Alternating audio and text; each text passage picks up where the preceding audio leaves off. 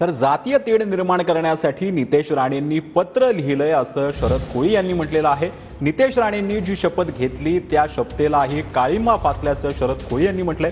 नितेश राणेंनी लिहिलेल्या बुरखा बंदच्या पत्रावरती शरद कोळी यांनी टीका केली आहे। तर नितेश राणेंनी लिहिलेलं पत्र चुकीचं असल्याचं अमीन पटेल यांनी म्हटलंय। धार्मिक तेढ निर्माण करणाऱ्या विधानाला समर्थन नाही असं देखील अमीन पटेल यांनी म्हटलंय।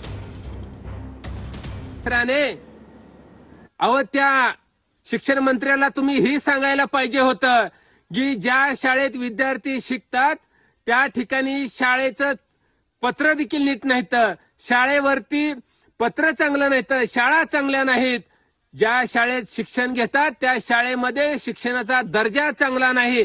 येऊन जाऊन तुमच्या डोक्यात फक्त जातीय तेढ निर्माण करण्याचं विष तुमच्या डोक्यात साचलेलं आहे का? नितेश राणे, तुम्हाला दुसरा काय उद्योग नाही का? मी तुमची भूमिका मांडली डीपीडीसीत नाही, हे एकदम खरं आहे की मी मुद्दा मांडलेला आहोत आणि नितेश राणेने असा व्यक्तित्व केलं चुकीच्या त्यांच्या पत्र आहेत आणि दादा भुसेने इमिजिएटली ते शिक्षण मंत्री आहे त्यांना क्लॅरिफिकेशन द्यायला पाहिजे। असं काही पत्राचं आम्ही काही गांभीर्य घेणार नाहीत आणि हे मानसिकता थांबली पाहिजे।